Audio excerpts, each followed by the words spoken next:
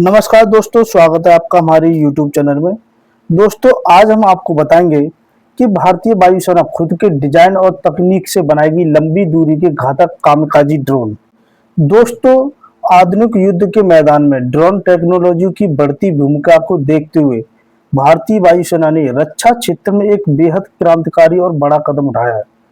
वायुसेना ने भारतीय उद्योग जगत के साझेदारों के साथ मिलकर संयुक्त रूप से स्वदेशी लंबी दूरी के कामिकाजी ड्रोन विकसित करने की एक मेगा परियोजना शुरू की है। दोस्तों, इन ड्रोनों को one way attack unmanned aerial system यानी एक तरफा हमला करने वाली मानव रहित प्रणाली भी कहा जाता है। इस परियोजना का सबसे महत्वपूर्ण पहलू यह है कि भारतीय वायुसेना इस बार केवल एक खरीदार के रूप में काम नहीं करेगी, बल्कि ड्रोन के पूरे डिजाइन और अधिकारों पर अपना पूर्ण नियंत्रण बनाए रखेगी।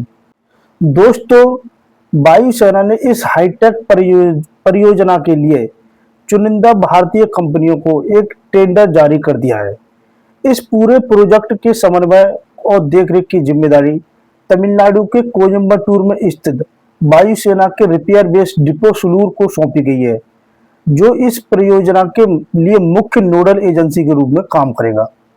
दोस्तों, यह पहला मौका है जब वायुसेना खुद निर्माण प्रक्रिया के हर स्तर पर सीधे तौर पर शामिल हो रही है, जिससे भविष्य में किसी भी बाहरी वेंडर या विदेशी तकनीक पर भारत की निर्भरता पूरी तरह खत्म हो जाएगी। दोस्तों, आमतौर पर रक्षा क्षेत्र में होने वाली खरीदारियों में सशस्त्र बल केवल अपनी जरूरतें तय करते हैं और निजी या सरकारी कंपनी उस हथियार को विकसित करते हैं। लेकिन इस बार वायुसेना ने अपनी रणनीति पूरी तरह बदल दी है। इस परियोजना के तहत वायुसेना सीधे तौर पर डिजाइन और विकास प्रक्रिया का हिस्सा बनने जा रही है।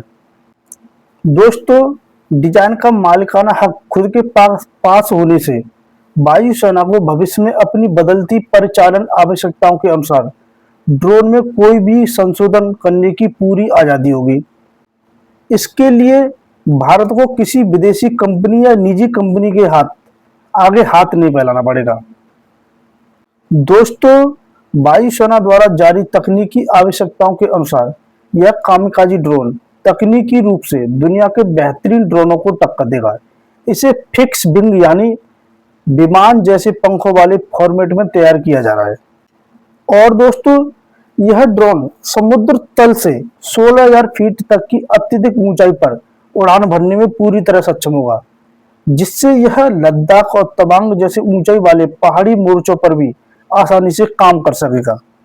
और दोस्तों, यह ड्रोन अपने साथ कम से कम 30 किलोग्राम का पेलोड ले जा सकेगा, जो दुश्मन के बख्तरबंद वाहनों, कमांड सेंटरों और बंकरों को पलक झपकते ही तबाह करने के लिए काफी है।